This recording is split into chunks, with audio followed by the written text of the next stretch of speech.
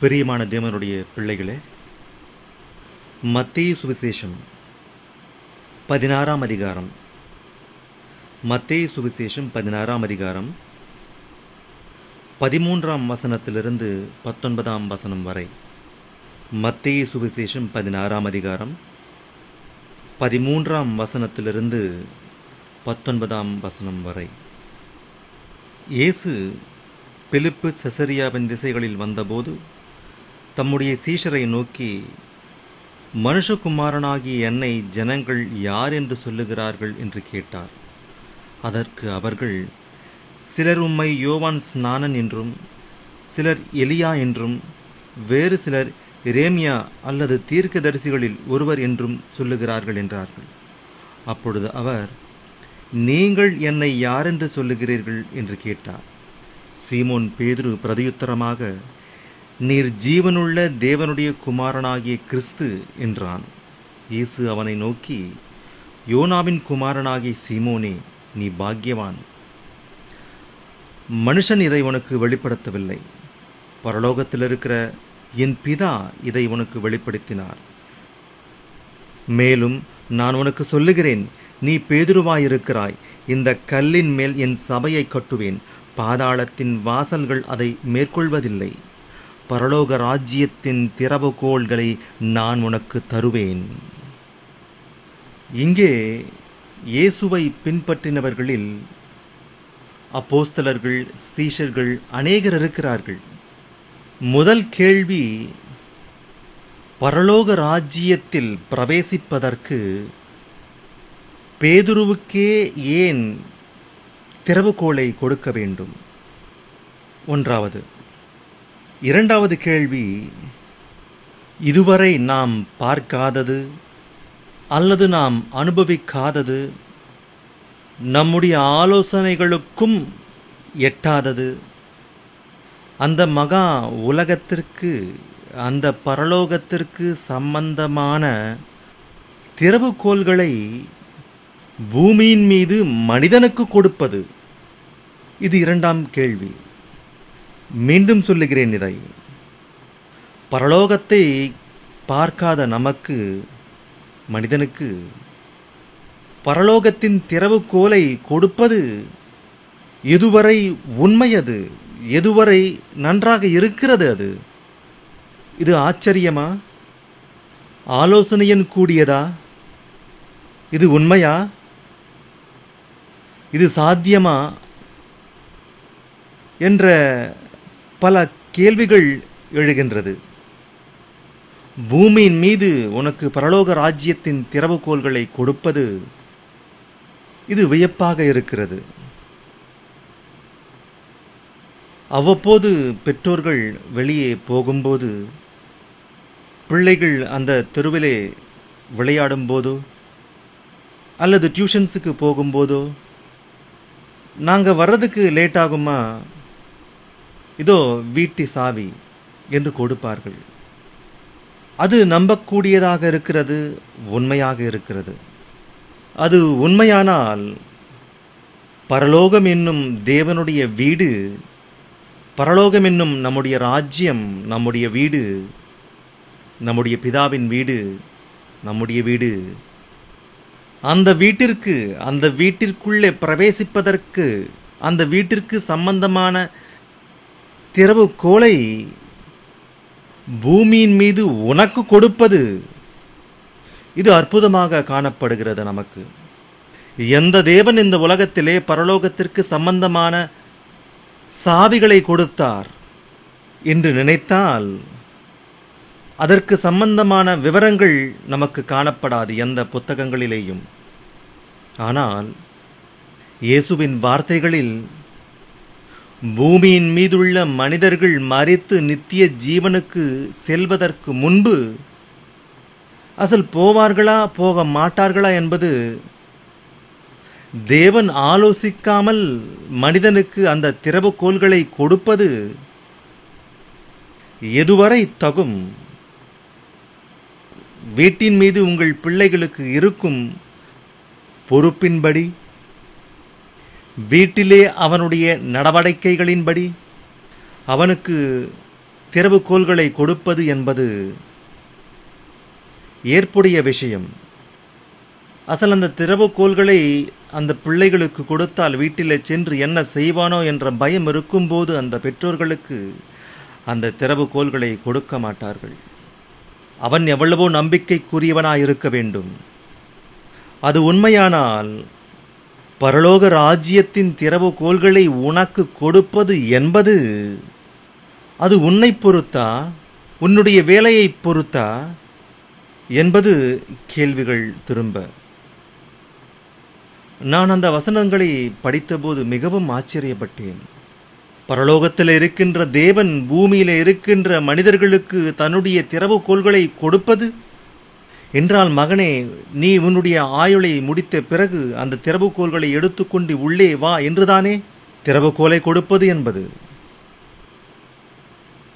பூமியின் மீது உன்னுடைய சரீரத்தை விட்ட பிறகு எங்கே போக வேண்டும், எங்கே இருக்க வேண்டும் என்ற ஆலோசனைகளுடன் நீ என்றும் சிதைந்து போகாத மகனே. இதோ இந்த திறவுகோல்களை உன்னிடம் வைத்துக்கொள். இதோ உன்னுடைய சரீரத்தை விட்ட பிறகு இந்த பூமியிலே இந்த சரீரம் மண்ணிலே கலந்த பிறகு, அல்லது நீ இந்த சரீரத்தை விட்ட பிறகு நீ உடனே இந்த பூமியின் மீது இருக்க வேண்டிய அவசியம், கேடுகெட்ட அவல நிலை உனக்கு தேவையில்லை மகனே. அந்த பயம் உனக்கு என்றும் இருக்க வேண்டிய அவசியமில்லை.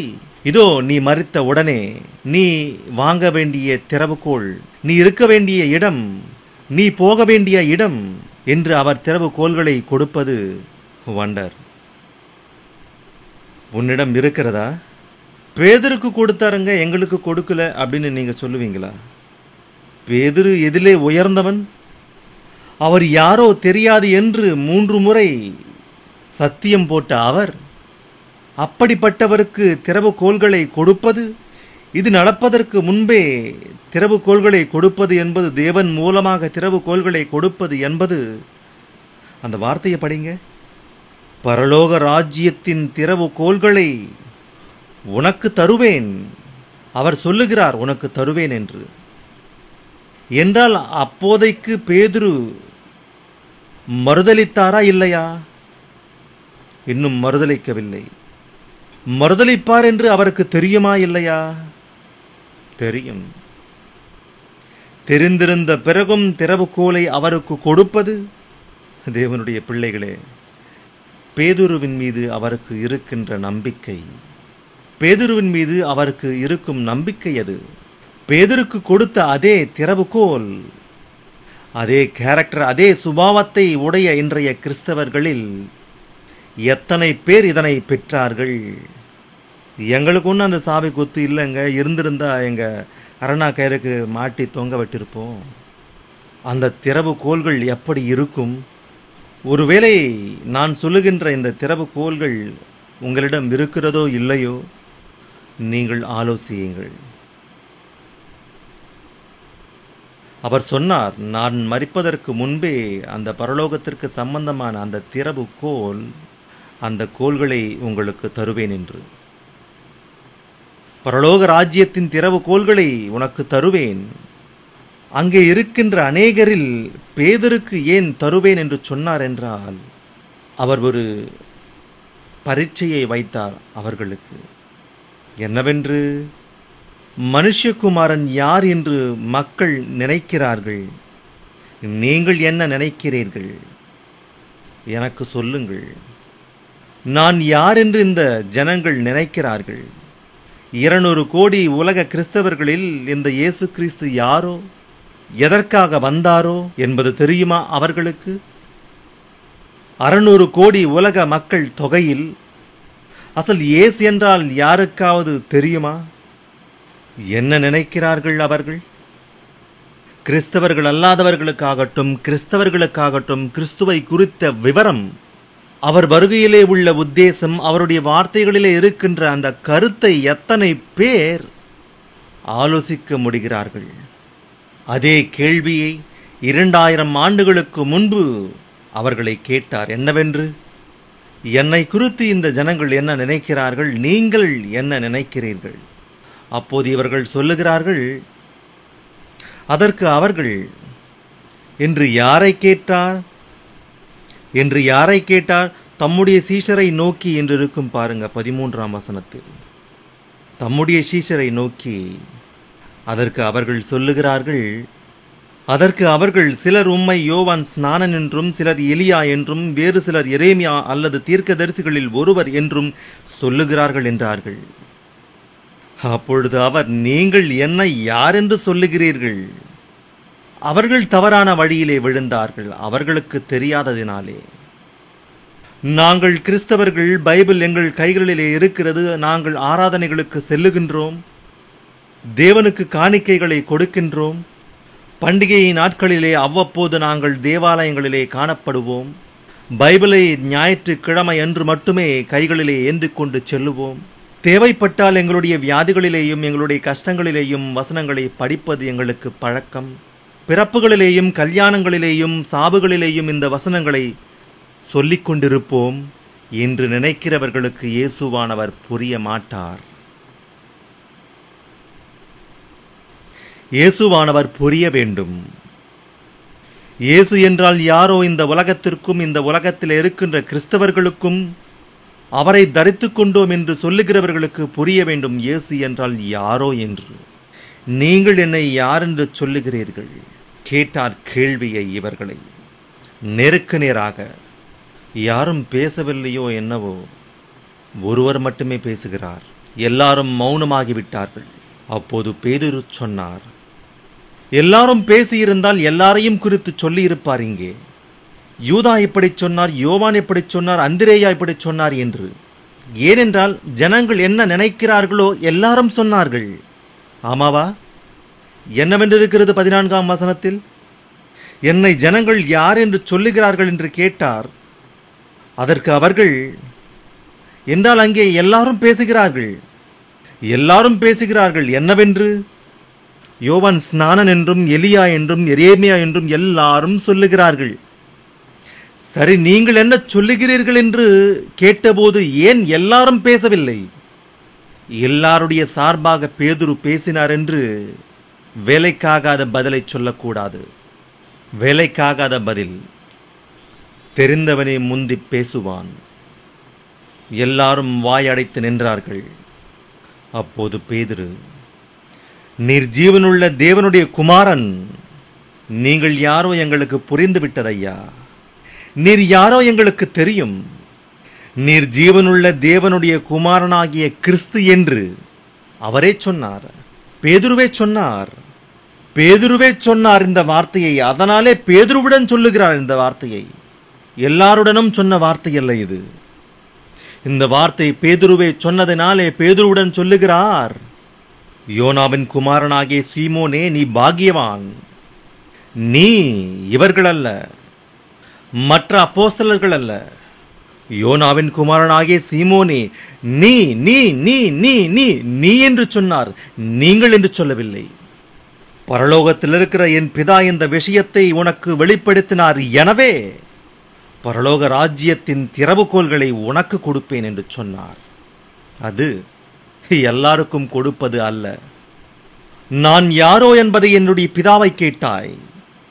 நான் யாரோ என்பதை என்னுடைய பிதாவுடன் நீ கேட்டாய். நான் யாரோ என்பதை உன்னை நீயே ஆராய்ந்து கொண்டாய். என்னை குறித்து எவ்வளவாக கஷ்டப்பட்டாவையா நீ? என்னை ஆராய வேண்டும் என்று நீ ஆலோசித்தாய். என்னை ஆராய வேண்டும் என்று நீ கஷ்டப்பட்டாய்.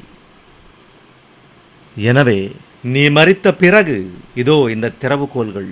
நீ போ பரலோக பட்டணத்திற்கு. உனக்கு தருகிறேன் இந்த திறவுகோல்களை.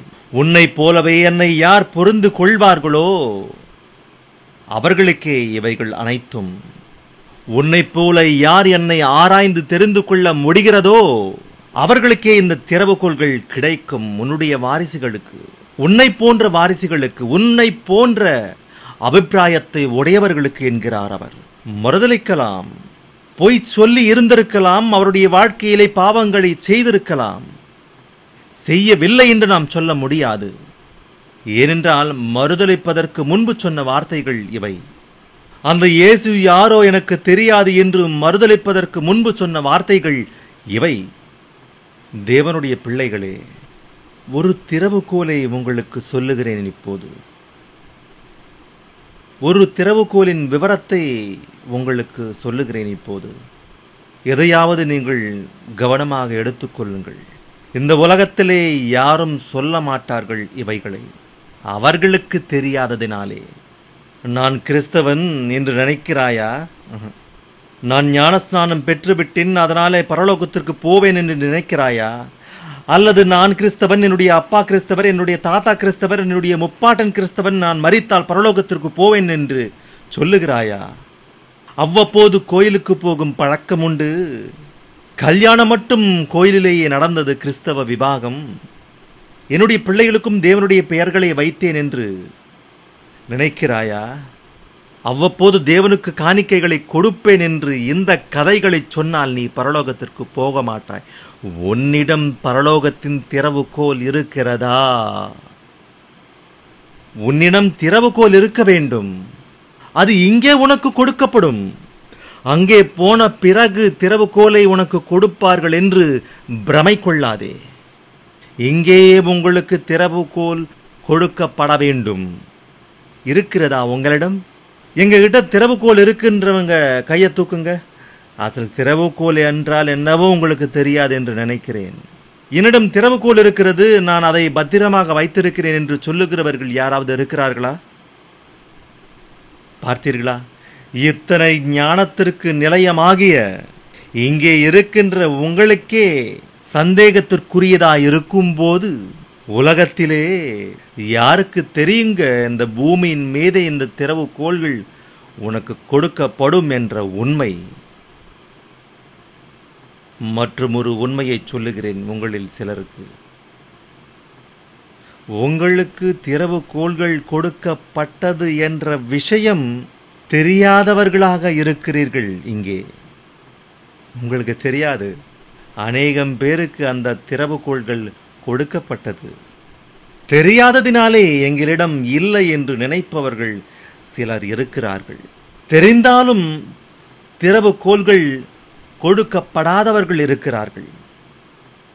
பார்க்கலாம், நல்ல வசனங்களை பார்க்கலாம். உங்களிடம் திறவுகோல் இருக்கிறதா? எங்கே? பூமியின் மீது. அதற்கு ஒரு உதாரணத்தை சொன்னார் அவர் அங்கே. என்னவென்று? 19ஆம் வசனத்தில், பூலோகத்திலே நீ எதை கட்டுவாயோ அது பரலோகத்திலும் கட்டப்படும். பூலோகத்திலே எதை கட்டவிழ்ப்பாயோ அது பரலோகத்திலும் கட்டவிழ்க்கப்படும் என்றால் ரிமோட் கண்ட்ரோல் சிஸ்டம் என்றார்கள் இதனை. இப்போது நீ கட்டிலின் மீது உட்கார்ந்து பட்டனை பிரஸ் பண்ணால் டிவி ஏன் ஆன் ஆக வேண்டும்? அதை நீங்கள் எப்போதும் பயன்படுத்துவீர்கள் உங்களுடைய வாழ்க்கையிலே. இப்போது ஒரு லேட்டஸ்ட் டெக்னாலஜி வந்தது. நம்முடைய நாட்டிலேயும் அதை அறிமுகப்படுத்துகிறார்கள். டிவிகளுக்கு எப்படி ரிமோட் கண்ட்ரோல் சிஸ்டம் இருக்கிறதோ அத்தகைய சிறிய ஒரு ரிமோட் கண்ட்ரோலை தயார் செய்து, இனி நீங்கள் சுவிட்சை போட நீங்கள் அந்த சுவிட்சிடம் போக தேவையில்லை. இந்த ஃபேன் சுற்றுவதற்கு, லைட் எரிவதற்கு, பெட் லைட் எரிவதற்கு. நீங்கள் கட்டிலின் மீது உட்கார்ந்தே அந்த ரிமோட்டை பிரஸ் பண்ணால் அந்த ஃபேன் சுத்தும், அந்த லைட் எரியும், அந்த பெட் லைட் அணையும். எத்தகைய சிஸ்டம் வந்ததோ பார்த்தீர்களா? நீ கஷ்டப்பட தேவையில்லை. பூமியின் மீது நீ பட்டனை ஆன் செய்தால் பரலோகத்திலே இது ஆபரேட் ஆவதாக நாம் பார்க்கலாம் அந்த சந்தர்ப்பத்தை. விஷயம் ஒன்றையே சொல்லுகிறேன், அது எதற்காக சொல்லப்பட்டதோ அது அல்ல. இப்போது இங்கே பூமியின் மீது நீ ஆபரேஷன் வேலையை நீ ஆரம்பித்தால் அது பரலோகத்திலே ஆபரேட் வேலை நடப்பதாக பார்க்கிறோம். இங்கே பூலோகத்திலே நீ கட்டுகிறது எதுவோ அது பரலோகத்திலும் கட்டப்பட்டிருக்கும். பூலோகத்திலே நீ கட்டவிழ்ப்பது எதுவோ அது பரலோகத்திலும் கட்டவிழ்க்கப்பட்டிருக்கும் என்றார். நீ பூமியின் மீது எதை கட்டுகிறாயோ அது பரலோகத்திலே கட்டப்படும். நீ பூமியின் மீது எதை கட்டவிழ்க்கிறாயோ அது பரலோகத்திலும் கட்டவிழ்க்கப்படும். இந்த வார்த்தைகள் எதற்கு பிற்பாடு சொன்னார்? இந்த வார்த்தைகள் எதற்கு பிற்பாடு சொல்லுவதாக நமக்கு தெரிகிறது? 14ஆம் வசனத்தில், 19ஆம் வசனத்தில், பரலோக ராஜ்யத்தின் திறவுகோல்களை உனக்கு கொடுத்த பிறகு, இந்த சிஸ்டம் உனக்கு கொடுத்த பிறகு, இந்த கீஸ் உனக்கு கொடுத்த பிறகு, இந்த கம்ப்யூட்டர் கார்டு உனக்கு கொடுத்த பிறகு, இந்த ரிமோட் உனக்கு கொடுத்த பிறகு இந்த பாஷை, அறிவியல் ரீதியான பாஷையை இப்போது பேசிக்கொண்டிருக்கிறேன்.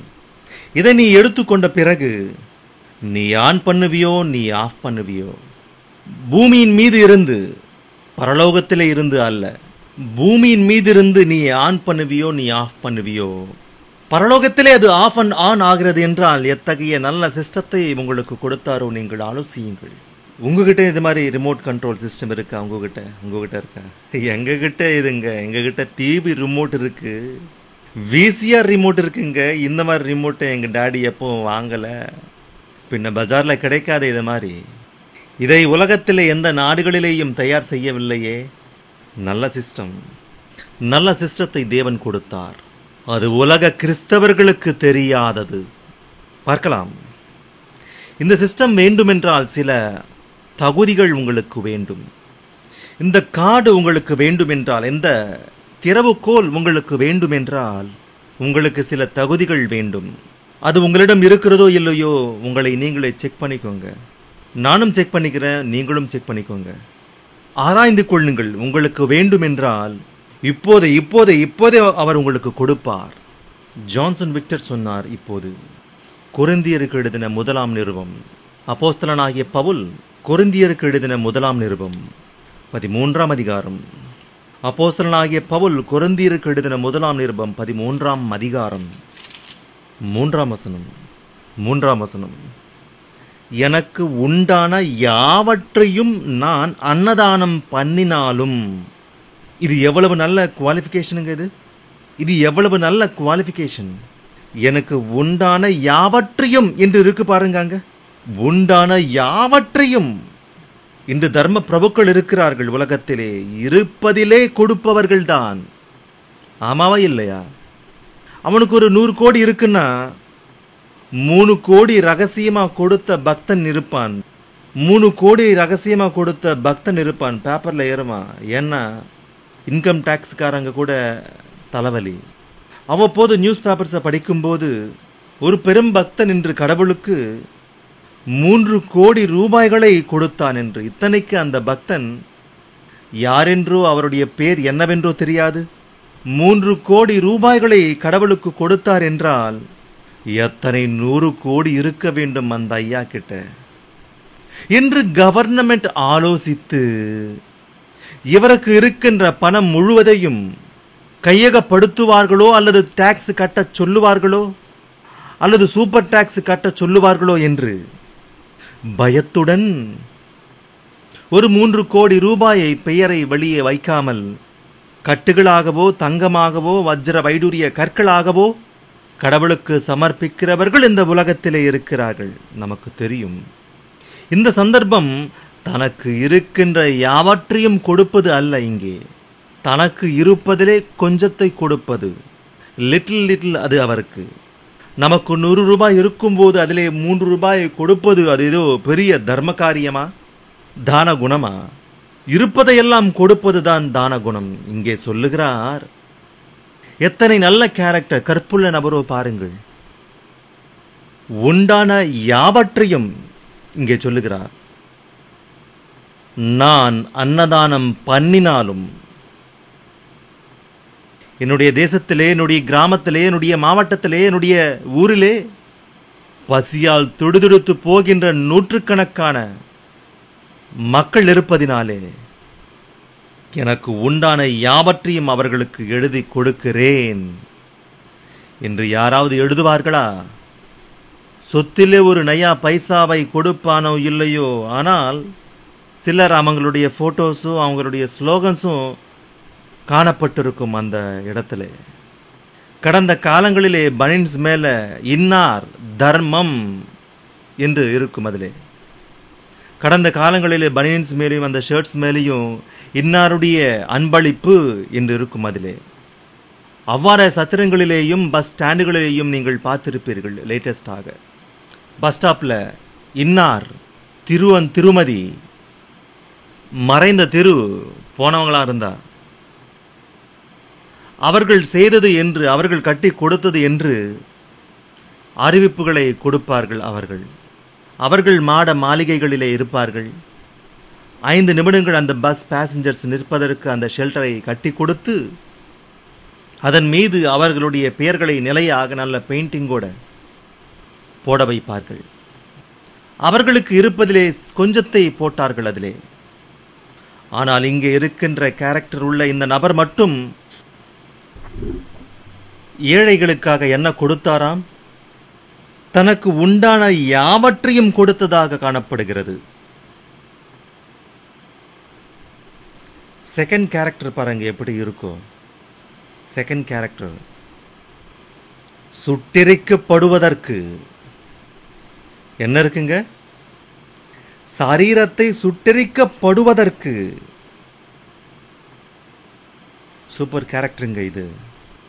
முதல்ல சொன்ன கேரக்டரே உலகத்தில் எங்கேயும் காணப்படாது. இருப்பதையெல்லாம் கொடுப்பது. அப்படி தெரிந்த ஒரு நபருக்கு நோபல் வெகுமதியை கொடுத்தது இந்த உலகம். அவர்களுடைய பெயர் இப்போதே சொன்னார்கள், மதர் தெரேசா. அவங்களுக்கு இருந்த எதையும் அவர்கள் மறைத்து வைக்கவில்லை, எல்லாவற்றையும் ஏழைகளுக்காகவே. இன்னும் போதவில்லை என்றால் அநேக நாடுகளை கேட்டு அவர்களுக்கு கொடுத்தார்கள். நல்ல கேரக்டர் அவங்களுடையது. Very good. 2வது கேரக்டர் இருக்கு. இந்த 2வது கேரக்டர் என்னவானதோ பாருங்க. சுட்டெரிக்கப்படுவதற்கு. யாருக்காக? யாருக்காக? சரீரத்தை சுட்டெரிக்கப்படுவதற்கு. யாருக்கு அன்னதானம் கொடுத்தாரோ அந்த ஏழைகளுக்கு. சரீரத்தை சுட்டெரிக்கப்படுவதற்கு கொடுத்தாலும் அதே ஏழைகளுக்காக தன்னுடைய சரீரத்தை கொளுத்தி கொண்ட கேரக்டர். ரொம்ப கஷ்டங்க இப்படிப்பட்ட கேரக்டர்ஸ், இப்படிப்பட்டவர்கள் இருப்பது. பிறகு இப்படிப்பட்ட சுபாவம் உள்ளவர்கள் தேவனை அன்பு கூர்ந்தவர்கள் இல்லையா? ஆலோசியுங்க. இப்படிப்பட்ட கேரக்டர் உள்ளவர்கள் தேவனை அன்பு கூறினவர்கள் இல்லையா? சில பைபிளில் உள்ள வசனங்கள் உங்களுக்கு தெரியும். என்ன அந்த வசனங்களோ தெரியுமாங்க? ஏழைகளுக்கு இறங்குகிறவன் கர்த்தருக்கு கடன் கொடுத்தவன் என்று படித்தீர்களே பைபிளில். ஏழைகளுக்கு இறங்குகிறவன் தேவனுக்கே கடன் கொடுத்தவனாம். அப்பா நல்லதுதாங்க, கடனை கொடுக்கலாம். தேவனுக்கு கடனை கொடுக்கலாம். ஏனென்றால் தேவனுக்கு கடன் கொடுத்தால் எத்தனையோ மடங்கு திரும்ப கொடுப்பார். உன்னை போலவே பிறரை நேசி. இதையும் இந்த வேதாகமத்தில் படித்தோம். என்றால் நம்மை நாம் எவ்வளவாக நேசிக்கின்றோமோ, நம்முடைய தேவைகள் அனைத்தையும் எவ்வளவாக தீர்த்து கொள்ளுகிறோமோ இந்த சரீரத்திலே, இந்த சரீரத்திற்கு எதிரே உள்ளவனும் அவன் கஷ்டத்திலே இருக்கும்போது அவனை தாங்க வேண்டும் என்பது அதனுடைய கருத்து. அதனை நினைவிலே வைத்துக்கொண்டு நம்முடைய ஆஸ்தி முழுவதையும் ஏழைகளுக்கு கொடுத்தோம். அத்தகைய வார்த்தைகளை கேட்டே பைபிளில் நம்முடைய ஆஸ்தி முழுவதையும் ஏழைகளுக்காக கொடுத்தோம். நம்முடைய வாழ்க்கை முழுவதையும் ஏழைகளுக்காக கொளித்து விட்டோம். ஆனால் பரலோகத்திற்கு போவோமா? ஆலோசிக்கலாம். ஆனால் அவர்களிடம் பரலோக ராஜ்யத்தின் திறவுகோல் இருக்கிறதா? லூக்கா சுவிசேஷம் 10ஆம் அதிகாரம் 27ஆம் வசனத்தை பார்க்கலாம். லூக்கா சுவிசேஷம் 10ஆம் அதிகாரம் 27ஆம் வசனம். உன் தேவனாகிய கர்த்தரிடத்தில், கவனமா பார்க்கணும், உன் தேவனாகிய கர்த்தரிடத்தில் உன் முழு இருதயத்தோடும் உன் முழு ஆத்துமாவோடும் உன் முழு பலத்தோடும் உன் முழு சிந்தையோடும் அன்பு கூர்ந்து, பிறகு உன்னிடத்தில் அன்பு கூறுவது போல பிறனிடத்திலும் அன்பு கூறுவாயாக என்று எழுதியிருக்கிறது. முதலாக நீ என்ன செய்ய வேண்டுமோ தெரியுமா? உனக்கு இருப்பதையெல்லாம் ஏழைகளுக்கு கொடுப்பது அல்ல ஐயா. உன்னுடைய சரீரம் முழுவதையும் அவர்களுக்காக தீ கொளுத்தி கொள்ளுவது அல்ல ஐயா. நியாயப்பிரமாணத்திலே பிரதானமானது, முதன்மையானது, தலைமையானது ஒன்று இருக்கிறது. அது என்னவோ தெரியுமா? உன் தேவனுக்கு நீ செய்ய வேண்டியது. உன் தேவனுக்கு நீ செய்ய வேண்டியதை ஒதுக்கிவிட்டு அந்த தேவன் சொன்னார் என்று சொல்லி உனக்கு இருப்பதையெல்லாம் ஏழைகளுக்கு கொடுத்து உன்னுடைய சரீரத்தை கொளுத்தி கொண்டால் முழுவதுமாக எரிந்து விடுவாய், எச்சரிக்கை என்றார். கீ வெளியே வருது, பார்த்துக்கோங்க. இப்போ கீ, சாவி. எத்தனையோ சாவிகள் இருக்கும். அந்த சாவிகள் அனைத்திற்கும் அந்த பூட்டு திறப்பது போல தெரியும், ஆனால் சைலண்டா இருக்கும் அந்த பூட்டு. எத்தனையோ சாவிங்க இருக்கும், இருந்தாலும் சில சாவி உள்ள போகும், சில சாவி உள்ள போகாது. உள்ள போனாலும் சுத்தும், சிலது சுத்தாது, சிலது முழுசா சுத்தாது, சிலது முழுசா சுத்தும், சிலது உள்ள போனா வெளியே வராது. இவைகள் அனைத்தும் சாவிகள் தான். ஏதோ சாவியை இந்த பூமியின் மீது வைத்துக்கொண்டு அந்த பூட்டு திறக்கும் என்று நீ நினைத்தால் ஏமாந்து போவாய். மிகவும் ஜாக்கிரதையாக உன்னிடம் இருக்கின்ற சாவியை நீ ஆராய்ந்து பார். இப்பெல்லாம் ஃபாரின் கண்ட்ரீஸில் பெரிய பெரிய ஆராய்ச்சி கூடங்களுக்குள் செல்ல வேண்டும் என்றால் கார்ட்ஸையும் எடுத்துட்டாங்க. அவங்கக்கிட்ட ஒரு கார்டு இருக்கும். அந்த கார்டை கொண்டு போய் அந்த கதவுக்கிட்ட போய் அந்த கதவாண்ட ஒரு சிறிய கேப் இருக்கும். அந்த கேப்பில் அந்த காலை இடத்துல அந்த கார்டை வச்சு அப்படி ஒராசனா லாக் ஓப்பன் ஆகும். இப்படி ஒரு காலத்தில் இருந்தது.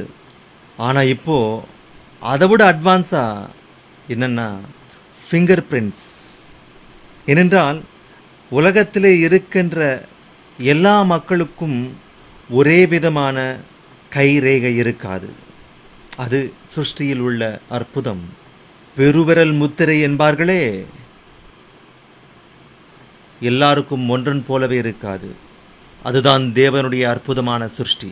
அந்த ஆராய்ச்சி கூடத்தில் அல்லது அந்த மிகவும் ரகசியமான அந்த கூடத்திற்கு, அந்த ஆராய்ச்சி கூடத்திற்கு அல்லது மிகவும் ரகசியமான ஆராய்ச்சி கூடங்களிலே வேலை செய்கின்ற அந்த வேலையாட்களின் விரல் ரேகையால் அந்த கதவுகள் திறக்கும் சிஸ்டம் இப்போது வந்தது. ஒன்றுமே இல்லை, அவனுடைய கையை கொண்டு போய் அந்த டோர் மேலே வச்சேன்னா டோர் ஓப்பன் ஆகும். அட வெறும் கையை வைக்கிறது தானா அப்படின்னு சொல்லி நீயே கை வச்சேன்னா டோர் ஓப்பன் ஆகாது. ஏனென்றால் எல்லாருடைய கைரேகையும் ஒரே மாதிரி இருக்காது. எவ்வளவு அற்புதமான சிஸ்டம் வந்ததோ பாருங்க. மனிதர்கள் அனைவரும் உள்ளே பிரவேசிக்க கூடாது என்று, குறிப்பிட்டவர்கள் மட்டுமே உள்ளே பிரவேசிக்க வேண்டும் என்று மனிதன் தன்னுடைய ஞானத்தால் எவ்வளவு அற்புதமான லாக்கிங் சிஸ்டமை கண்டுபிடித்தால் பரலோகத்திற்கு யாரு வேணும்னாலும் போகலான்னு நினைக்கிறீங்களா? அல்லது எந்த சாவியை வச்சாலும் லாக் ஓப்பன் ஆகும்னு நினைக்கிறீங்களா? போக மாட்டார்கள். இம்பாசிபிள். உன் தேவனாகிய கர்த்தரிடத்தில் உன் முழு இருதயத்தோடும், உன் முழு ஆத்மாவோடும், உன் முழு பலத்தோடும், உன் முழு சிந்தையோடும் அன்பு கூர்ந்து அதற்கடுத்து உன்னிடத்தில் அன்பு கூறுவது போல பிறனிடத்திலும் அன்பு கூறுவாயாக என்று இருப்பது இரண்டாவது. முதலாவது உன்னுடைய தேவனுக்கு, இரண்டாவது இந்த சமுதாயத்திற்கு. முதலாவது மாதவனுக்கு, இரண்டாவது மனிதனுக்கு. பாத்தீங்களா எப்படி கலந்து போட்டாங்களோ இவங்க? முதலாவது மாதவனுக்கு, இரண்டாவது மனிதனுக்கு. மக்கள் சேவையே மாதவன் சேவை என்று மாதவனை ஓரங்கட்டிவிட்டால் மாயமாகி போவாய். எச்சரிக்கை. உலகம் தெரிந்து கொள்ளாத திறவுகோல் இது. எல்லாமே டூப்ளிகேட் கீஸ் வந்து விட்டது இங்கே. மக்கள் சேவையே மாதவன் சேவை, மக்கள் சேவையே மாதவன் சேவை என்று குரலை உயர்த்து உள்ளதை எல்லாம் மக்களுக்கு செலவழிக்கிறார்கள் என்று இவர்கள். தேவனை ஓரங்கட்டி, அதற்காக தேவன் அதனை வேண்டாம் என்று சொல்லவில்லை, அதனை தவறு என்று சொல்லவில்லை. முதலாவது என்னுடையது, அதன் பிறகு உன்னுடையது. எனக்கு கொடுக்க வேண்டியதை எனக்கு கொடுக்காமல், எனக்கு செய்ய வேண்டியதை எனக்கு செய்யாமல், யார் யாருக்கோ செய்வது மாதவன் சேவை என்று நீ சொல்லுவது பொய், அநியாயம், அக்கிரமம் என்று சொல்லுகிறார் தேவன். மதர், நீ செய்வது தவறம்மா என்கிறார் தேவன். மதர், நீ செய்வது தவறம்மா. எனக்கு செய்ய வேண்டியதை எனக்கு செய்ய வேண்டும், அதற்கடுத்தே இந்த சமுதாயத்திற்கு செய்ய வேண்டும். எனக்கு என்ன செய்தாய்? அவர்களுக்கு செய்ததை உங்களுக்கு செய்வது போல் ஆகும் என்று சொல்லுவாயா? அவர்களுக்கு செய்ததை உங்களுக்கு செய்ததாக நினைத்துக்கொள், மல்டிப்ளை செய்து கொள் என்று சொல்லுகிறாயா? மனிதனுடைய பசியை போக்க உணவை கொடு, அது ஏற்புடையது. மனிதனுடைய தாகத்திற்காக தண்ணீரை கொடுப்பது ஏற்புடையது. தேவனுடைய பசியை தீர்ப்பதற்கு ஆகாரத்தை கொடுப்பது அல்ல தாயே. தேவனுடைய தாகத்தை தீர்ப்பதற்காக தண்ணீரை கொடுத்தால் போதாது தாயே. என்னுடைய ஆகாரம் வேறு, என்னுடைய தண்ணீர் வேறு, என்னுடைய பசி வேறு, என்னுடைய தாகம் வேறு. இந்த சமுதாயத்திலே செய்வது போல எனக்கும் செய்தால் எப்படி? நீ செய்கின்ற இந்த பூஜைகளிலே நீ கொடுக்கின்ற இந்த கனிகள், இந்த மலர்கள், யாருக்காக இவை அனைத்தும்? எனக்கா? அவை அனைத்தும் நான் உனக்கு கொடுத்தவைதான். இந்த பழங்கள் உனக்காகவே சிருஷ்டித்தேன், இந்த மலர்களை உனக்காகவே சிருஷ்டித்தேன், இயற்கையே உனக்காக சிருஷ்டித்தேன். இயற்கையிலே உள்ளவற்றை ஏதோ சிலவற்றை என் மூஞ்சிலே தூக்கி எறிந்து நான் தேவனுக்கு சேவை செய்கின்றேன், நான் தேவனிடத்திலே பக்தியா இருக்கிறேன் என்று நீ நினைத்தால் உன்னுடைய கம்ப்யூட்டர் கார்டு அடிப்பட்டது, உன்னுடைய திறவுகோல் அடிப்பட்டது. அதனால் தான் சொன்னார் அங்கே. இப்போது வாருங்கள் 1 கொரிந்தியர் 13ஆம் அதிகாரத்திற்கு. கொரிந்தியருக்கு எழுதின 1ஆம் நிருபம் 13ஆம் அதிகாரம் 3ஆம் வசனம். எனக்கு உண்டான யாவற்றையும் நான் அன்னதானம் பண்ணினாலும், என் சரீரத்தை சுட்டெரிக்கப்படுவதற்கு கொடுத்தாலும், அன்பு எனக்கிராவிட்டால், தேவன் மேல் எனக்கு அன்பிராவிட்டால், நீ தேவனுக்கு செய்ய வேண்டியதை செய்யாவிட்டால், அன்பு எனக்கு இராவிட்டால் எனக்கு பிரயோஜனம் ஒன்றும் இல்லை, பிரயோஜனம் ஒன்றும் இல்லை, பிரயோஜனம் ஒன்றும் இல்லை என்று சொல்லுகிறார் இங்கே. உலகத்திற்கு செய்து, மனிதர்களுக்கு செய்து, எனக்கு செய்ய வேண்டியதை செய்யாமல், மனிதர்களுக்கு செய்தேன் எனவே உனக்கும் செய்தது போல என்று நீ நினைத்து செத்தால் நரகத்திற்கு போவாய் சகோதரன், செத்தால் நரகத்திற்கு போவாய் கிறிஸ்தவனே. இந்த நிறுவனத்திற்கு இவ்வளவாக உதவியை செய்தேன், அவனுக்கு இவ்வளவாக சகாயம் செய்தேன், இந்த நாட்டிற்கு இவ்வளவாக உதவி செய்தேன் என்று நீ நினைக்கிறாயா? உன் தேவனுக்கு நீ என்ன செய்தாயோ ஒரு முறை யோசி. செய், தவறு இல்லை.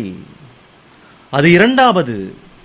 முதலாவது நீ செய்யாமல் இரண்டாவது நீ எவ்வளவு செய்தாலும் அன்பிராவிட்டால் பிரயோஜனம் ஒன்றுமில்லை. தேவனின் பால் நீ செய்ய வேண்டியதை செய்யாமல் மனிதர்களின் பால் நீ செய்ய வேண்டியதை செய்தாலும் அன்பிராவிட்டால் உனக்கு பிரயோஜனம் இல்லை. இதற்கு முன்பு படித்த வசனத்தை மீண்டும் ஞாபகப்படுத்திக் கொள்ளலாம். யோவான் சுவிசேஷம். முடிக்கிறேன், நெருங்கிச் செல்லுகின்றோம். யோவான் சுவிசேஷம் 21. இயேசு கிறிஸ்துவானவர் சொல்லுகிறார், யாரை பார்த்து யாருக்கு திறவுகோல்களை கொடுத்தாரோ, பரலோக ராஜ்யத்தின் திறவுகோல்களை உனக்கு தருவேன் என்று சொன்னாரே, வாக்குத்தத்தம் செய்தார். கொடுத்த நபர் வாங்கிய நபருடன் சொல்லுகிறார் தேவன் என்று.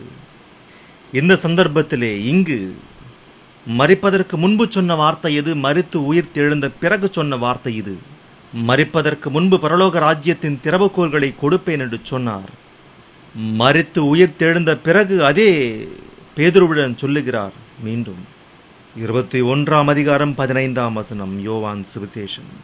இயேசு சீமோன் பேதுருவை நோக்கி, யோனாவின் குமாரனாகிய சீமோனே, இவர்களிலும் அதிகமாய் நீ என்னிடத்தில் அன்பாய் இருக்கிறாயா என்றார்.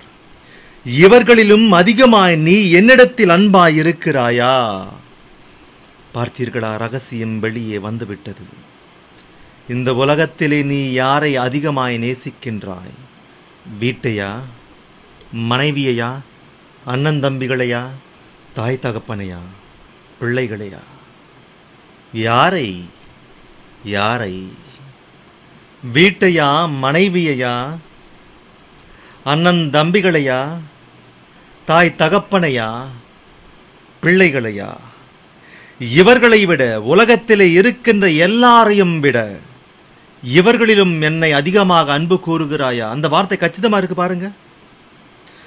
இவர்களிலும் அதிகமாய் அதிகமாய் அதிகமாய் மனிதர்களை அதிகமாய் என்னை விட நேசித்தால் உனக்கு எப்படி வரும் ஐயா திறவுகோல்? உனக்கு எப்படி கொடுப்பேன் திறவுகோலை? பேதுரு என்ன சொன்னாருங்க? என்ன சொன்னார்?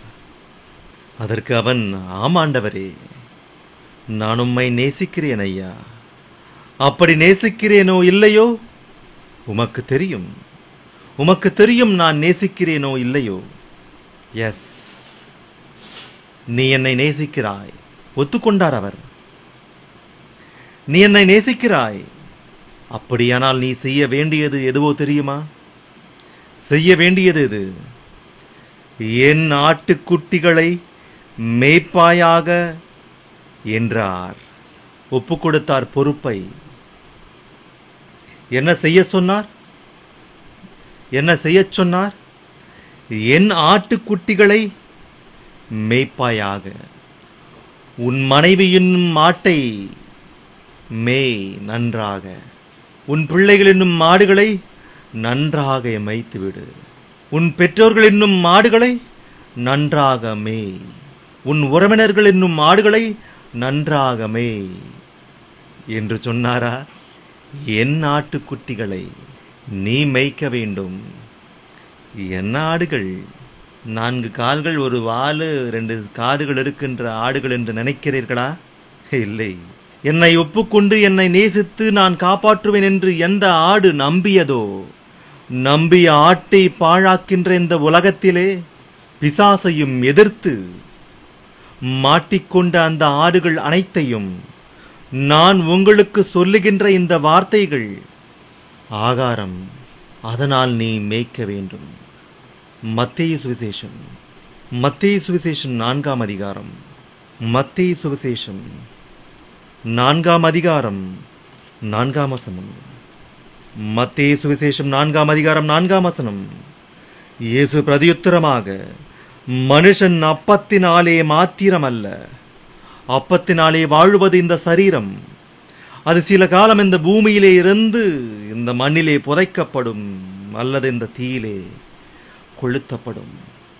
அப்பத்தினாலே வளர்த்த இந்த சரீரம், அப்பத்தை கொடுத்து வளர்த்த இந்த மனித சரீரங்கள் சில காலம் மட்டுமே இந்த பூமியிலே வாழ்ந்து அதற்கடுத்து இந்த மண்ணிற்குள்ளேயோ அல்லது தீயிலேயோ கலந்துவிடும். மனுஷன் அப்பத்தினாலே மாத்திரமல்ல, தேவனுடைய வாயிலிருந்து புறப்படுகிற வார்த்தை, தேவனுடைய வாயிலிருந்து புறப்படுகிற ஒவ்வொரு வார்த்தையினாலும் என்கிறார். தேவனுடைய வாயிலிருந்து புறப்படுகிற ஒவ்வொரு வார்த்தையினாலும் பிழைப்பான், பிழைப்பான், பிழைப்பான். மனிதன் என்று சொல்லக்கூடிய இந்த வெளியே காணப்படுகின்ற இந்த உருவத்திற்குள்ளே இருக்கின்ற ஆத்துமா, ஆத்துமா, ஆத்துமா, ஆத்துமா, அந்த ஆத்துமாவுக்கு மரணம் இல்லை, அந்த ஆத்துமாவுக்கு முடிவு இல்லை. அதற்கு ஆகாரம் வேண்டும். அது மண்ணிலிருந்து பிறந்த மண்ணான ஆகாரத்தை உண்ணாது. அது நீ உட்கொள்ளும், நீ சாப்பிடும் காய்கறிகள், நீ சாப்பிடும் மாமிசம், நீ சாப்பிடும் பறவைகள், இவைகள் அனைத்துமே எங்கிருந்து வந்தது? நிலத்திலிருந்து. நிலத்திலிருந்து நிலத்திலிருந்து பிறந்தவை அவை அனைத்தும். நிலத்திலிருந்து வந்த ஆகாரம், நிலத்திலிருந்து பிறந்த இந்த சரீரம் மண்ணிலே கலக்க வேண்டிய இந்த சரீரத்திற்கு அவசியம். மண்ணிலிருந்து பிறந்த இந்த சரீரம் மண்ணிலே கலக்க வேண்டிய இந்த சரீரத்திற்கு பசியை தீர்ப்பதற்கு, தாகத்தை தீர்ப்பதற்கு இந்த மண்ணிலிருந்து வந்தவையே ஆகாரமாக இருக்கும். அது முக்கியமானது அல்ல. அவை இருக்க வேண்டும், நான் இல்லை என்று சொல்லவில்லை. அதே முக்கியமானது அல்ல, அதே வாழ்க்கை அல்ல, அதே நிரந்தரமானது அல்ல. அது தற்காலிகமானது. அது தற்காலிகமான வாழ்க்கை. சில காலம் வாழ்ந்து பிறகு சாக வேண்டும். நிரந்தரமான வாழ்க்கை, நிரந்தரமான ஜீவன், நிரந்தரமான ஆகாரம் வேண்டும். அதற்கு அது என்னவோ தெரியுமா? ஆத்துமாவிற்கு ஜீவ ஆகாரம். அது மண்ணிலிருந்து வந்தது அல்ல, என் வாயிலிருந்து வந்த வார்த்தை, வசனம். அதனால் மேய்க்க வேண்டும் ஆடுகளை. அந்த வார்த்தைகளால் ஆடுகளை மேய்ப்பாயாக. அந்த வார்த்தைகளால் ஆத்துமாக்களை வாழ்வடைய செய்ய வேண்டும். யாக்கோபு நிருபம் 1ஆம் அதிகாரம். யாக்கோபு நிருபம் 1ஆம் அதிகாரம் 21ஆம் வசனத்திலிருந்து பாருங்கள் பிரியமானவர்களே. யாக்கோபு நிருபம் 1ஆம் அதிகாரம் 21ஆம் வசனம், 22ஆம் வசனம், 23ஆம் வசனம், 21, 22, 23, 24. எத்தனை நேர்த்தியான வார்த்தைகள்! தேவனுடைய வார்த்தைகளால் உன்னுடைய ஆத்துமா பிழைக்க வேண்டும். அதுதான் அதற்கு ஜீவ ஆகாரம். என்னுடைய ஆடுகளை மேய்ப்பாயாக. என்னுடைய ஆடுகளை மேய்ப்பாயாக பேதுருவே, என்னுடைய ஆடுகளை மேய்ப்பாயாக. எப்படி எப்படி மேய்க்க வேண்டும்? கொளுத்தப்படுவதற்கு உன்னுடைய சரீரத்தை ஒப்பு கொடுப்பதினாலே அல்ல ஐயா. உனக்கு இருப்பதை எல்லாம், உனக்கு இருக்கும் சொத்தை எல்லாம் கொடுப்பதினாலே அல்ல ஐயா. சரீர சம்பந்தமான ஆகாரத்தை கொடுத்து நீ கொளுத்தப்பட வேண்டும் என்று நான் சொல்லவில்லை. முன்னதாக நடக்க வேண்டியது நிரந்தரமாக வாழக்கூடிய ஆத்துமா, வாழக்கூடிய வாழ்க்கைக்கு சம்பந்தமானது. 21. ஆகையால் நீங்கள் எல்லாவித அழுக்கையும் கொடிய துர்க்குணத்தையும் ஒழித்துவிட்டு உங்கள் உள்ளத்தில் நாட்டப்பட்டதாயும் உங்கள் ஆத்துமாக்களை ரட்சிக்க வல்லமையுள்ளதாயும் இருக்கிற வசனம், உங்கள் ஆத்துமாக்களை ரட்சிக்க வல்லமையுள்ளதாயும் இருக்கிற வசனம். ஆத்துமாக்களை ரட்சிக்க கூடியது என்னுடைய வசனம்தான். என்னுடைய வாயிலிருந்து புறப்பட்ட வசனம், என்னுடைய வாயிலிருந்து புறப்பட்ட வசனத்தால் ஆத்துமாக்கள் வாழ வேண்டும், பிழைக்க வேண்டும். அந்த என்னுடைய வாயிலிருந்து புறப்பட்ட என்னுடைய வார்த்தைகளை ஆடுகளுக்கு போட்டு ஆடுகளை பிழைக்கவே இது சாவி. இதனை செய்யாமல் சரீரத்திற்கு தேவையானது எல்லாம் கொடுத்து ஏழைகளுக்காக என்னுடைய சொத்தை எல்லாம் கொடுக்கிறேன் என்று சொல்லி கொளுத்தப்படுவதற்கு உன்னுடைய சரீரத்தை ஒப்புக் கொடுத்தால், ஒன்றாவதை செய்யாமல், தேவனுடைய கோரிக்கையை நிறைவேற்றாமல், அவர் செய்ய சொன்னதை முன்னதாக நீ செய்யாமல் ஏதேதோ செய்து கொண்டு தேவனுக்கு செய்கிறாய் என்று செத்தால் தென்பட மாட்டாய் பரலோகத்திலே. எவ்வளவு நல்ல வார்த்தை! உங்கள் உள்ளத்தில் நாட்டப்பட்டதாயும் உங்கள் ஆத்துமாக்களை ரட்சிக்க வல்லமையுள்ளதாயும் இருக்கிற வசனத்தை சாந்தமாய் ஏற்றுக்கொள்ளுங்கள். எனவே நீங்கள் உங்களை வஞ்சியாதபடிக்கு திருவசனத்தை கேட்கிறவர்களாய் மாத்திரமல்ல, கேட்ட வரைக்கும் கேட்டு ஆத்துமாவிற்காக, ஆத்துமா ஆகாரத்திற்காக வசனத்தை ஏற்றுக்கொண்டு கேட்டு அந்த கேட்ட வசனத்தின்படி செய்யாமல், கேட்ட வசனத்தை செரிக்க விடாமல் வீட்டிற்கு சென்று சரீர சம்பந்தமானவைகளை மட்டுமே செய்து கொண்டிருந்தால் நீ வஞ்சிக்கப்படுவாய் என்று சொல்லுகிறார் தேவன். நீ கேட்கிறவனாக மட்டுமே இருந்தால் உன்னை நீயே வஞ்சித்துக் கொள்கிறாய். நீங்கள் உங்களை வஞ்சியாதபடிக்கு திருவசனத்தை கேட்கிறவர்களாய் மாத்திரமல்ல, அதன்படி, அந்த வார்த்தையின்படி செய்கிறவர்களாயும் இருங்கள். ஜீவ ஆகாரம். நீங்கள் உங்களை வஞ்சியாதபடிக்கு திருவசனத்தை கேட்கிறவர்களாய் மாத்திரமல்ல, அப்படி இருந்தால் வஞ்சிக்கப்படுவீர்கள். திருவசனத்தை கேட்கிறவர்களாய் மட்டுமே இருந்தால் அதன்படி செய்கிறவர்களாயும் இருங்கள். ஒருவன் திருவசனத்தை கேட்டும் அதன்படி செய்யாதவனானால் கண்ணாடியிலே தன் சுபாவ முகத்தை பார்க்கிற மனுஷனுக்கு ஒப்பாயிருப்பான். அவன் தன்னைத்தானே பார்த்து அவ்விடம் விட்டு போன உடனே தன் சாயல் இன்னதென்பதை மறந்து விடுவான். ஒருவேளை விதைக்கப்பட்ட வசனம் உன்னுடைய ஆத்துமாக்களை ஜீவிக்க செய்யும் இந்த வசனம் உனக்கு செரிக்காவிட்டால் உன்னுடைய முகத்தை கண்ணாடியிலே பார்த்து கொண்டு வெளியே சென்று உன்னை நீயே மறந்துவிட்டு உன்னை நீயே வஞ்சிக்கிற நிலைக்கு போவாய் என்கிறார் தேவன். என்ன செய்ய வேண்டும்? நீ என்ன செய்ய வேண்டும்? பரலோக ராஜ்யத்தில் நீ பிரவேசிக்க வேண்டும் என்றாலும், பூமியின் மீதே பரலோக ராஜ்யத்தின் திறவுகோல் உன்னுடைய கையிலே கொடுக்கப்பட வேண்டும் என்றாலும், நீ செய்ய வேண்டியது அவருடைய ஆடுகளை மேய்க்க வேண்டும். அதனால்தான் சொல்லுகிறார், மார்க்கு சுவிசேஷம் 10ஆம் அதிகாரம், மார்க்கு சுவிசேஷம் 10ஆம் அதிகாரம் 28-29 பார்க்கலாம். மார்க்கு சுவிசேஷம் 10ஆம் அதிகாரம் 28-29 பேதுருவானவர் சொல்லுகிறார்.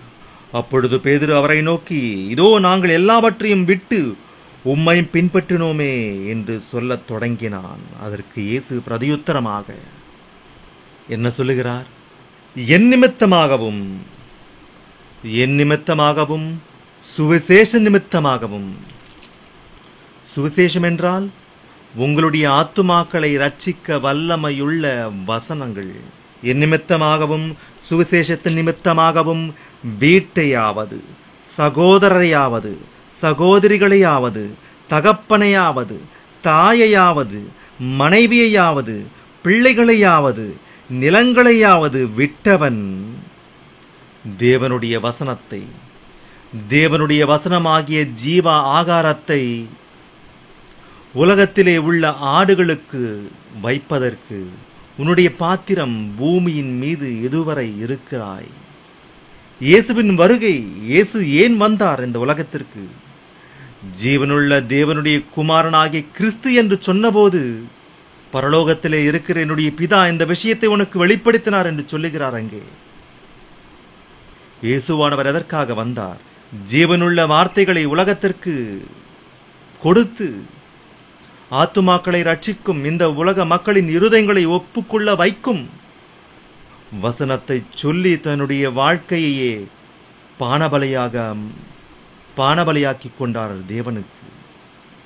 இந்த உண்மையை அன்று கவனித்த பேதுரு, நீர் ஜீவனுள்ள தேவனுடைய குமாரனாகிய கிறிஸ்து என்று சொன்ன போது எல்லாரிலும் பேதுருவுடன் சொன்னார், பரலோக ராஜ்யத்தின் திறவுகோல்கள் உனக்கு கொடுக்கிறேன் என்று சொன்னார். இயேசுவின் வருகையிலுள்ள உட்கருத்து இது. பிறகு உன்னுடைய வருகையிலே இருக்கின்ற உட்கருத்து, நீ எதற்காக வந்தாய்? நம் மத்தியில் ஒரு சகோதரி இருக்கிறாள், ஸ்ரீனிவாசராவ் அவர்களின் மனைவி. அவங்க அங்கிருந்து ஒரு கடிதத்தை எழுதினார்கள். நான் போன சில காலம் கழித்து, ஐயா, சபைக்கு நான் இங்கே இருக்க மனமில்லை. இந்த வெளிநாட்டிலே நான் பணத்தை சம்பாதித்து கொண்டு நான் இங்கே இருக்க எனக்கு மனமில்லை. நான் எவ்வளவு சீக்கிரமாக உங்களிடத்தில் வந்து சுவிசேஷம் அறிவிக்க நினைக்கிறேன் ஐயா. உண்மையிலே ஐ எம் வெரி ஹாப்பி. இந்த விஷயத்தை சபையிலே உங்கள் அனைவருக்கும் சொன்னேன்.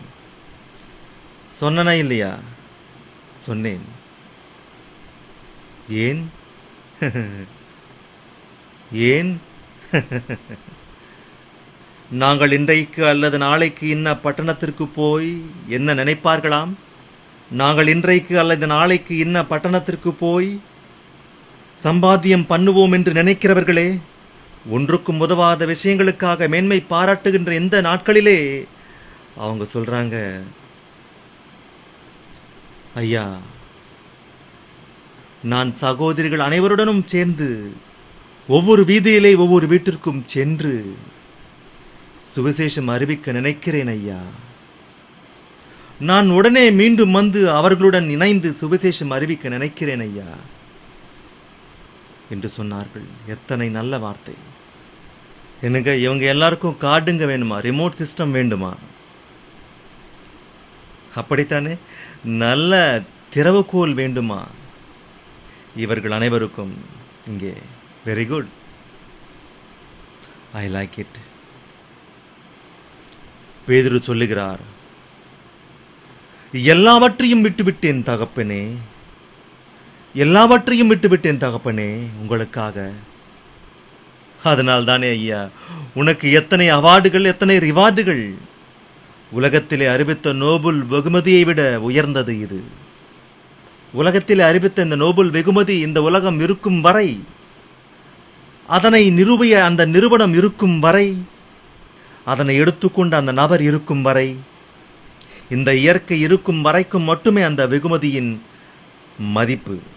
இந்த உலகமே அழிந்த நாளில் நிரந்தரமாக நிற்கும் மகா உலகம், என்றென்றைக்கும் நீ இருக்கும் நாளில், அன்று நீ இருக்கும் நாளில், அதிலே நீ பிரவேசித்த நாளில் உன்னுடைய கீர்த்தி எத்தனை உயர்ந்தது, உன்னுடைய வாழ்க்கை எத்தனை உயர்ந்தது. ஒரு முறை ஆலோசி. அதிலே அதிலே அதிலே பிரவேசிக்க வேண்டும் என்று. அப்படியானால் என்னுடைய ஆடுகளை மேய்ப்பாயாக. நான் சகலத்தையும் விட்டு உன்னை பின்பற்றுகிறேனே ஐயா. இயேசுவிடம் சொன்னபோது அப்போது அவர் சொன்னார், அவர் ஓப்பனா பேசுவாருங்க இயேசு கிறிஸ்து. வருத்தமாக இருந்தாலும் என்ன நினைத்தாலும், யார் என்ன நினைத்தாலும் அவர் சொல்ல வேண்டியதை சொல்லாமல் இருக்க மாட்டார். அதையே சொல்லுகிறார். அதற்கு இயேசுவானவர் இப்படி சொல்லுகிறார் பாருங்க, என் நிமித்தமாகவும் சுவிசேஷத்தின் நிமித்தமாகவும் வீட்டையும் சகோதரரையும் சகோதரிகளையும் தகப்பனையும் தாயையும் மனைவியையும் பிள்ளைகளையும் நிலங்களையும் விட்டு விடுகிறாயா தேவனுக்காக? சகலத்தையும் விட்டுவிட்டேனே ஐயா உமக்காக. பரலோக ராஜ்யத்தின் திறவுகோல்களை உனக்கு தருகிறேன். யாருக்கு வேணும் திறவுகோல்? இப்ப சொல்லுங்க. எனக்கு இந்த திறவுகோல் வேண்டும் என்று நினைக்கிறவர்கள் உங்களுடைய மைண்ட் அவைகளின் மீது வைக்காமல், பொண்டாட்டி பொண்டாட்டி பொண்டாட்டி பொண்டாட்டி என்று அதையே சொல்லாமல், புருஷன் புருஷன் புருஷன் புருஷன் என்று கணவனே கண்கண்ட தெய்வம் என்று அதையே சொல்லாமல், பிள்ளைங்க பிள்ளைங்க பிள்ளைங்க பிள்ளைங்க என்று விழுந்து சாகாமல், பணம் பணம் பணம் பணம் பணம் என்று பாழாய் போகாமல், அவைகளின் மீது உன்னுடைய மனதை சாய்க்காமல், உன் முழு இருதயத்தோடும் உன் முழு ஆத்மாவோடும் உன் முழு பலத்தோடும் உன் முழு மனதோடு என்று சொல்லுவார்களே, உன் முழு கவனத்தை பிதாவின் மீது சாய்த்த நாளில் இயேசுவின் வருகை இந்த பூமியிலே எதற்காக நடந்ததோ, அவருடைய வாழ்க்கை எதற்காக பலியாக மாறியதோ என்பதை நீ அறிந்த நாளில், பரலோகத்தின் தகப்பன் இந்த விஷயத்தை உனக்கு வெளிப்படுத்திய நாளில், இந்த சிறிய திறவுகோல் உனக்கு கொடுக்கப்படும். அது பரலோக ராஜ்யத்தின் திறவுகோல். ஏன் நீ ஜெபத்திற்கு வர முடியாமல் போகிறாய் என் குடும்பம் என்று சொல்லுகிறாய்? ஏன் நீ ஊழியம் செய்ய முடியாமல் போகிறாய்? ஏதேதோ காரணங்களை சொல்லுகிறாய், ஏதேதோ கஷ்டங்களை சொல்லுகிறாய். மனைவி காரணம் என்கிறாய், புருஷன் காரணம் என்கிறாய், ஆஸ்தி காரணம் என்கிறாய், பிள்ளைகள் காரணம் என்கிறாய், உனக்கு நீயே காரணம் என்று சொல்லுகிறாய். இத்தனை காரணங்களை சொல்லுகின்ற உனக்கு பரலோக ராஜ்யத்தின் திறவுகோலை கொடுப்பது நியாயமா? அதனால்தான் அன்பில்லாத வீணனே என்று ஒரு சிறிய டைட்டிலை எழுதினேன். நீ எவ்வளவோ உயர்ந்தவன் என்று இந்த உலகம் முழுவதும் உன்னை போற்றி புகழ்ந்தாலும், தேவனுடைய இஷ்டத்தை உன்னுடைய வாழ்க்கையிலே நிறைவேற்றாவிட்டால், அவரிடம் உனக்கு அன்பு இல்லாவிட்டால், மனிதர்கள் மீது உனக்கு எவ்வளவு அன்பு இருந்தாலும், உனக்கு இருப்பதை எல்லாம் கொடுத்தாலும், உன்னை நீயே தீக்கரையாக்கி கொண்டாலும், முடிவாக நீ அக்கினிக்கு இரையாவாய் என்று சொல்லுகிறார். எனக்கு அன்பிராவிட்டால் எனக்கு பிரயோஜனம் ஒன்றுமில்லை, பிரயோஜனம் ஒன்றுமில்லை, பிரயோஜனம் ஒன்றுமில்லை என்று சொல்லி மேலே என்ன சொல்லுகிறார்? நான் தீர்க்க தரிசன வரத்தை உடையவனாயிருந்து சகல ரகசியங்களையும் சகல அறிவையும் அறிந்தாலும், மலைகளை பெருக்கத்தக்கதாக சகல விசுவாசமுள்ளவனாயிருந்தாலும், தேவன் மீது அன்பு எனக்கிராவிட்டால் நான் ஒன்றுமில்லை என்று சொல்லுகிறார். எத்தகையது உனக்கு இருக்கும் அன்பு? எத்தகையது உன்னுடைய அன்பு? இந்த மேகசினுக்காக அநேகர் தங்களுடைய தியாகத்தை பொழுந்தருளினார்கள். தெரியுமாங்க உங்களுக்கு? நம்ம மேகசின் சாதாரணமானதல்லங்க. இந்த மேகசின் வரலன்னா நிறைய பேர் நிறைய கடிதங்களை எழுதுறாங்க. ஐயோ உங்க மேகசின் வரலையேன்னு ரொம்ப கவலைப்படுறாங்க. எதுக்காக கவலைப்படுறாங்க? ஏனென்றால் இத்தகைய வார்த்தைகள் இந்த உலகத்திலே அவர்களுக்கு கிடைக்கவில்லை. ஆதலால் இந்த மேகசினை அனுப்புவதற்கு அநேகருடைய கஷ்டம். அதிலே நான் சொல்லுவேன் என்று பிரத்யேகமாக லக்ஷ்மி ஸ்ரீனிவாசராவ் தம்பதிகளுக்கு நாம் நன்றி கடன் பட்டிருக்கிறோம். அவர்கள் சுவிசேஷ விஷயத்திலே அவர்கள் அந்த குடும்பம் தேவனுக்காக செய்த தியாகங்கள் மிகவும் உயர்ந்தது. இனி இந்த மேகசினை வெளியிட்டோம். அநேக தியாக உள்ளங்கள் 100, 200, 500 என்று உங்கள் அனைவருக்கும் என்னுடைய மனப்பூர்வமான வாழ்த்துக்கள். தேவன் தன்னுடைய பரலோக ராஜ்யத்தின் கீ உங்களுக்கு கொடுப்பார். அது உங்களுக்கு தெரியாது. உனக்கு கொடுக்கப்பட்ட திறவுகோல் அதுதான். இப்போதைக்கு அநேகர் தங்களுடைய தியாகங்களை கொடுத்திருக்கிறார்கள். அதிலே பிலிப்ஸ் தம்பதிகள் எத்தனையோ கஷ்டங்களிலே இருக்கின்ற இந்த சபை, அதிலே சிறிய குழந்தை சீனு வந்து தான் சேர்த்து வைத்த 25 ரூபாயை கொடுத்து, ஐயா இதோ இதை வச்சு ஸ்டாம்ப்ஸ் ஒட்டுங்க என்று கொடுத்தார். இன்ஸ்டால்மெண்ட்ல கொடுத்தாரு. இனி இந்த மேகசினுக்கு கடன் பட்டு விட்டோம், இந்த மேகசினை வெளியிட்டோம் தைரியமாக தேவனை இருக்கிறார் என்று. பிரஸ்காரனுக்கு 15,000 ரூபாய் கடன்பட்டு இந்த மேகசினை வெளியிட்டோம். ஸ்ரீனிவாசராவ் அவர்கள் 2,000 ரூபாயை கொடுத்தார் இந்த மேகசினுக்காக. பார்த்தீங்களா? அவர் கொடுத்துடுவாருன்னு இந்த மேகசினில் அவருடைய பேரை அறிவிச்சிட்டோம். அப்படியே அவர் கொடுத்து விட்டார். Really I am very happy. தேவனுடைய பிள்ளைகளே, நீ உன்னுடைய தகப்பனை உலகத்தில் இருக்கின்ற எல்லாரையும் விட, பேதுரு, இவர்கள் அனைவரிலும் என்னை நீ அதிகமாக நேசிக்கிறாயா? நேசிக்கிறேன் ஐயா, உமக்கு தெரியும். உமக்கு தெரியும், எனக்கு இருந்தாலும் இல்லாவிட்டாலும் உங்களுக்கு கொடுத்தேன். உமக்கு தெரியும், என் மனைவியை வீட்டிலே வைத்துவிட்டு அவளால் நான் சுகப்பட வேண்டும் என்று நினைக்கவில்லை. விசுவாசியான என் மனைவியை கூட்டிக் கொண்டு ஒவ்வொரு கிராமத்திற்கும் புறப்பட்டேன் சுவிசேஷ ஊழியத்திற்காக. இன்று நீங்கள் என்ன செய்ய முடிகிறீர்கள்? உங்களுக்கு இந்த திறவுகோல் வேண்டுமா? தேவனுக்காக களங்கமில்லாமல் உங்களை நீங்களே உங்கள் முழு இருதயத்துடன், உங்கள் முழு பலத்துடன், உங்கள் முழு ஆத்துமாவுடன், உங்கள் முழு ஞானத்துடன் பூஜியுங்கள், அர்ப்பணித்துக் கொள்ளுங்கள். அதுங்க பக்தி, அதுங்க நீ அன்புள்ளவன் என்று காட்டுவது. அதற்கடுத்து மனித சேவைக்காக போ. உன்னை யார் கட்ட முடியும்? தேவனுடைய பிள்ளைகளே, இது பரலோக ராஜ்யத்தின் திறவுகோல். கண்களை மூடுங்கள், ஜெபிக்கலாம்.